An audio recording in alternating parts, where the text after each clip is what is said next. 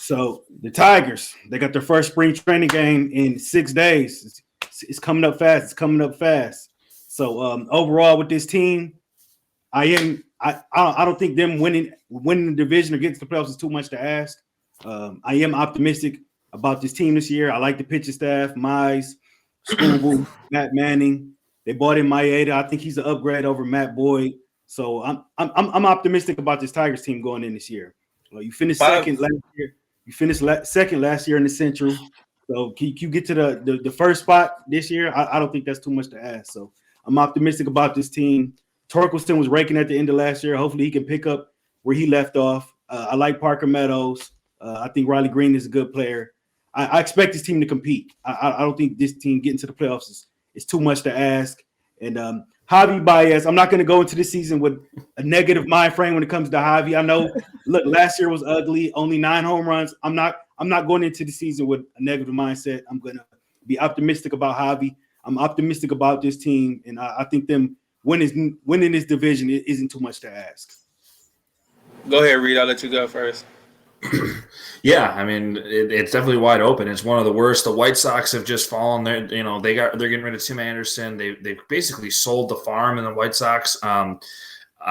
Cleveland is decent, and then obviously the Twins. They won it last year. The Twins.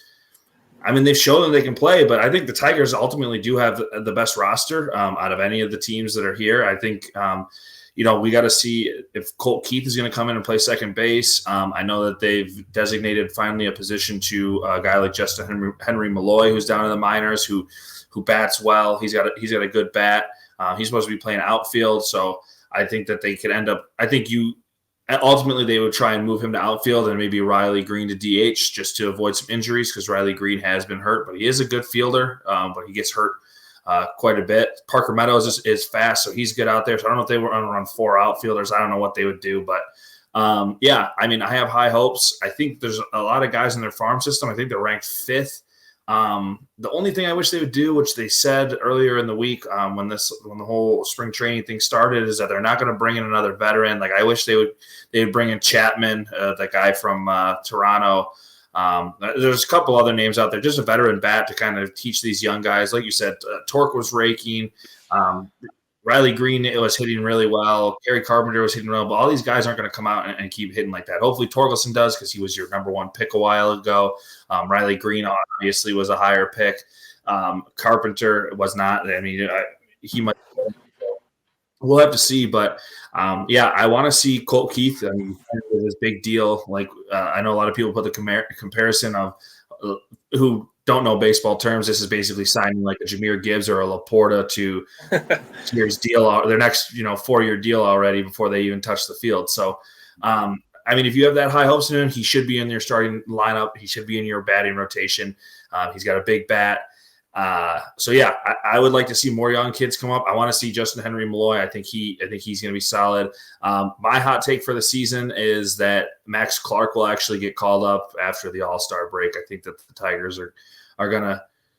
I think they took him so high. He's such a generational kid. I think that he'll end up getting called up, or he'll move right. He'll go right to the Mud Hens. He'll be almost there. I think he's gonna move up the farm system quick. So. I'm excited. Also, last thing, I'm excited to see Mize come back and pitch some. I know he won't be pitching full games. He'll probably be in an inning rotation, 3-4 innings maybe, which stinks. But a guy coming back from Tommy John's, you kind of gotta expect that.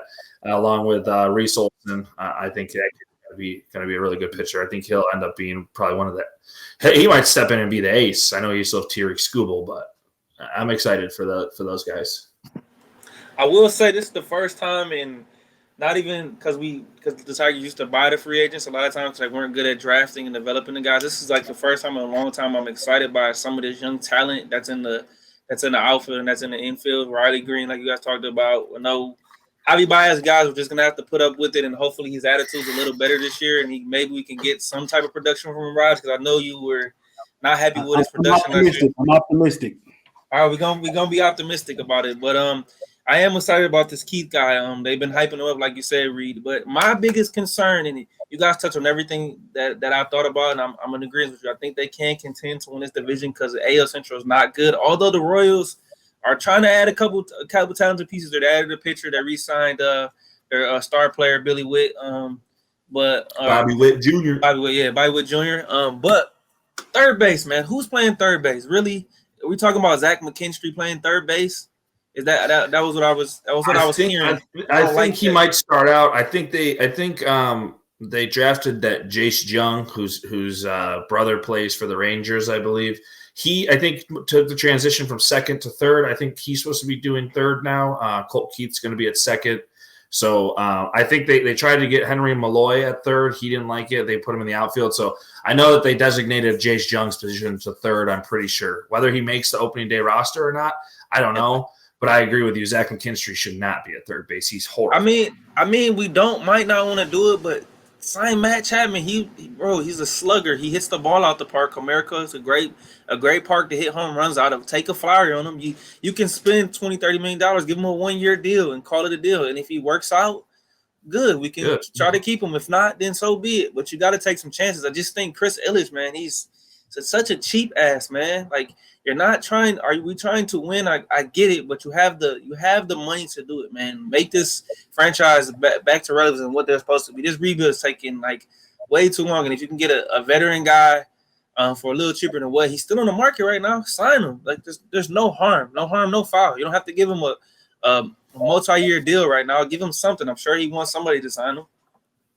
Yeah, I think Scott Harrison and Ilitch, I think they're running with their young guys. They're trusting their farm system. This is what it seems like now that Miggy's gone. Probably you're getting onto the back end of Javi's contract. I think they're trying to build up their farm system. It'd be nice to see Jackson Jobe at some point too. So they already said he probably won't be playing this year, unfortunately. So what is he now? 20, about to be 21? I think he's about to be 21. Yeah, he was drafted at 17 or 18, and it's third year in the league or something. I got to check out his number. Is he in AAA right now? Is he in AAA? Is he starting AAA this year? Yeah, I think he's starting AAA this year. He wasn't last year. Well, maybe if he does well, maybe they might need him. I think their pitching staff is deep enough for them to be competitive in these games. So maybe if he gets up to a hot start in AAA, you have some injuries, then maybe you can throw him in there. Another guy that I'd like to see, I mean, if they want to do more pitching, Blake Snell is still in the open market. He's a left-handed pitcher. He pitched for the Padres. He's very solid. And then another guy, but you could just bring him in as a DH if you don't want to keep Kerry Carpenter or someone like that. Bring in Cody Bellinger. He's a former MVP. He played first for the Cubs. He might cost you a lot of money, but like Adrian said, you give him a 1-year deal. This division's wide open. Like he'd probably sign it. And Chapman, like that's the last guy that is on this list that I couldn't think of the other guys off the top of my head. But yeah, if you need bats, that was the main thing that they didn't have last year. Bats, big time. And this division's wide open, so go pay guys like that. Like you don't have to have Cody Bellinger playing first or outfield. You just have him play in the DH position. Have him playing it's just I don't know. I'm with Adrian. Stop being cheap. Go spend a little bit of money. Like that's how teams win. Look at the Dodgers. Look at the Yankees. Granted, those teams aren't winning like World Series, but not everybody's the Atlanta Braves who can build their whole team through a farm system and be amazing and only spending a quarter of what the big name teams are. But like a lot of the big teams win. Like baseball, you win from spending. I mean, it's been proven time and time again. Yeah, that's all. It's all about. I know they like the young players real quick, but you just got to supplement here and there. So you can go with the young guys, but add a veteran guy in here.